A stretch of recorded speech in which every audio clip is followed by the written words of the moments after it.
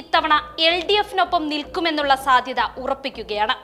സംസ്ഥാനത്തിനകത്തും പുറത്തും ശ്രദ്ധ നേടിയ മണ്ഡലം എന്നതിനു പുറമെ സംസ്ഥാനത്തെ ലോക്സഭാ മണ്ഡലങ്ങളിൽ ഉയർന്ന പോളിംഗോടെ ഉജ്ജ്വല പോരാട്ടം നടന്ന മണ്ഡലം എന്ന സ്ഥാനവും നേടിയെടുത്ത വടകരയുടെ ഫലവും ശ്രദ്ധേയമാകും എന്നുറപ്പായി. ചരിത്രം പരിശോധിച്ചാൽ പോളിംഗ് കുറവ് വന്ന തിരഞ്ഞെടുപ്പുകളിലെല്ലാം LDF സീറ്റ് ഉറപ്പിച്ചിരുന്നു.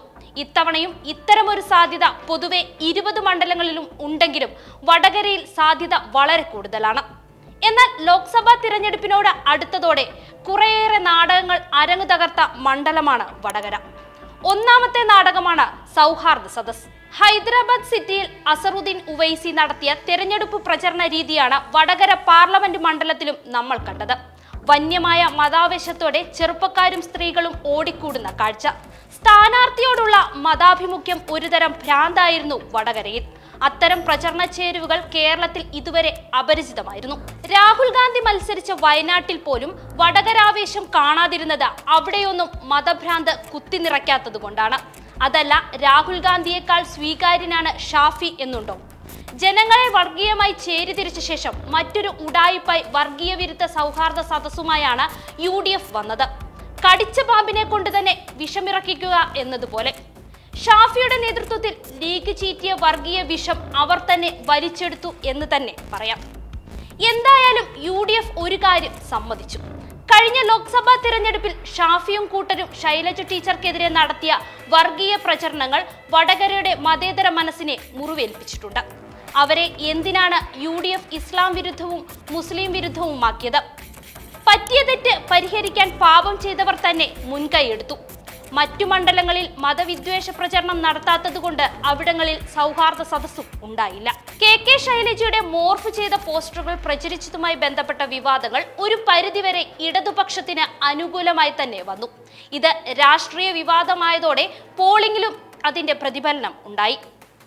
പേരാമ്പ്രയിൽ ഉണ്ടായ ബോംബ് സ്ഫോടനവും വടകരയിലെ തിരഞ്ഞെടുപ്പിന്റെ ഭീകരമായ ഒരു അവസ്ഥയും നമുക്ക് മുൻപിൽ കാട്ടിത്തന്നു.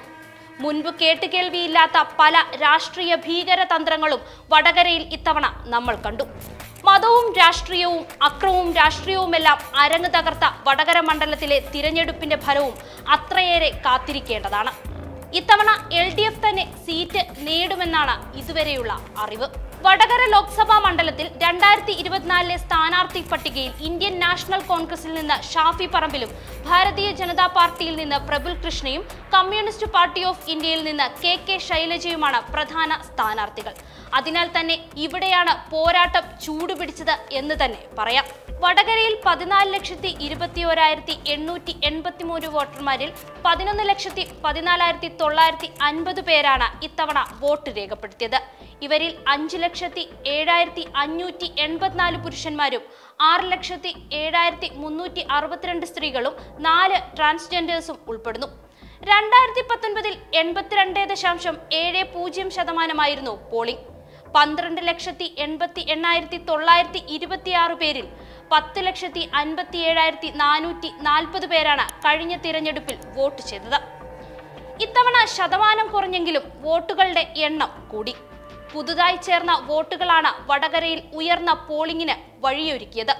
അതേറെയും UDF വോട്ടുകളാണെന്നും ഈ നേട്ടം വടകരയിലെ UDF ഭൂരിപക്ഷം 1,00,000 കവിയാൻ കാരണമാകുമെന്നും UDF അവകാശപ്പെടുന്നു. താഴെത്തട്ടു മുതൽ ഇടതുമുന്നണി നടത്തിയ പ്രവർത്തനമാണ് ഈ ഉയർന്ന പോളിംഗ് ശതമാനത്തിന് കാരണമെന്നും അതിന്റെ ഫലം LDF സ്ഥാനാർത്ഥിയുടെ ഭൂരിപക്ഷത്തിൽ വ്യക്തമാകുമെന്നുമാണ് LDFന്റെ പ്രതികരണം. പതിവിൽ നിന്ന് വ്യത്യസ്തമായി സ്ത്രീ വോട്ടർമാർ ഇത്തവണ കൂട്ടത്തോടെ രംഗത്തെത്തിയതും വടകരയുടെ സവിശേഷതയാണ്. പോളിംഗിലെ സവിശേഷതകൾ തങ്ങൾക്ക് അനുകൂലമാണെന്ന് മുന്നണികളെല്ലാം ഒരുപോലെ അവകാശപ്പെടുമ്പോൾ വടകരയുടെ ഫലം കൂടുതൽ ആകാംക്ഷഭരിതമാവുകയാണ്. 2019 നടന്ന ലോക്സഭാ തിരഞ്ഞെടുപ്പിൽ 82.70% പോളിംഗാണ് ഉണ്ടായത്. കോൺഗ്രസിൽ നിന്നുള്ള മുരളീധരൻ വിജയിക്കുകയും ചെയ്തു. ഇത്തവണ പോളിംഗ് ശതമാനം 78.08% മാത്രമേ രേഖപ്പെടുത്തിയിട്ടുള്ളെങ്കിലും വോട്ട് ചെയ്തവരുടെ എണ്ണത്തിൽ വന്ന വർധനവ് ഷാഫിയോടുള്ള ആരാധനയുടെ തെളിവെന്ന് ഒരു കൂട്ടം അവകാശപ്പെടുന്നുണ്ട്. ഷാഫി എന്ന നേതാവിനോടുള്ള യുവത്വത്തിന്റെ ആരാധന തിരഞ്ഞെടുപ്പ് ഫലത്തിൽ പുറത്തുവരുമെന്നാണ് ഇതുവരെയുള്ള കണക്കുകൂട്ടൽ ആരു നടത്തിയാലും ശക്തമായി തന്നെ അധികാരം തിരിച്ചുപിടിക്കും എന്ന് തന്നെയാണ് ശൈലജ ടീച്ചറുടെയും തീരുമാനം. ഒട്ടും പിന്നോട്ടില്ലെന്ന് പ്രബുൽ കൃഷ്ണയും.